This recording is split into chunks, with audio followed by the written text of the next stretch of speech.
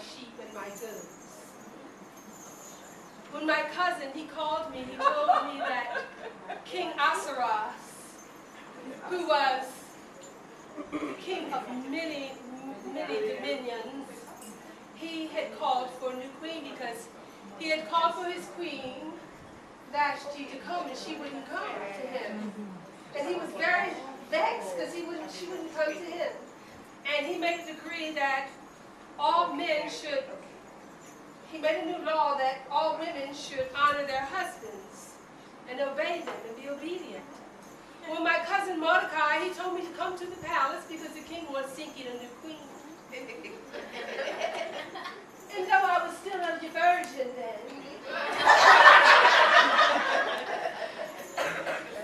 I made my way to the palace and I met with King Ahasuerus. But I had to heed the counsel of my cousin Mordecai because he told me to make sure I didn't let him know that I was a Jew. And there was another very wicked man in that kingdom there, and Haman, that was his name, and he had been anointed the prime minister of something or other, some country.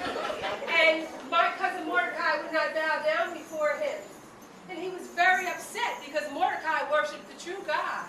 And he was not going to bow down before Haman. So Haman told my husband, because he picked me. They scrubbed me up and washed me down. Sent me to charm school. And he picked me. So after all of that, I got scrubbed up and cleaned up. And he picked me and he told me that, I had let him know that Mordecai told me that there was a plot to kill my husband. And I went and spoke to my husband about it and told him about this plot to kill him.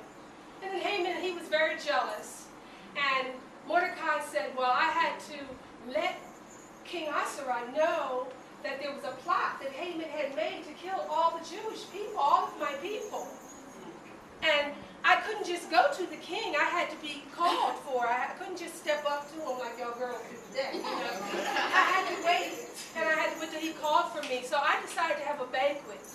And I had a lovely banquet, and I spread a feast. And I set the feast out before him and Haman and Mordecai. And again, Mordecai shows up, and he doesn't even bow to Haman and speak to Haman, and Haman was offended. So Haman put up a stake and said he was going to kill all the Jews on this stake.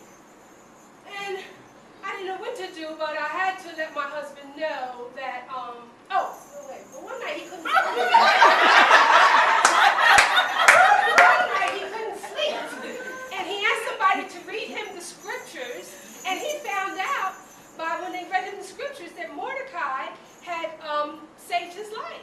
So he asked Haman, he says, Haman, what do you think you should do for a man who protects the king and cares for the king? And Haman said, you should give him all these accolades and blah, blah, blah. And what happened was, King Ahasuerus gave,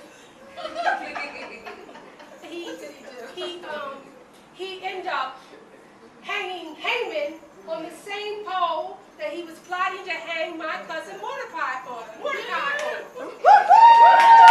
So that shows you that pride goes before fall.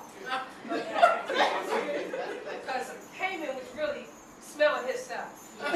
And he ended up being hung.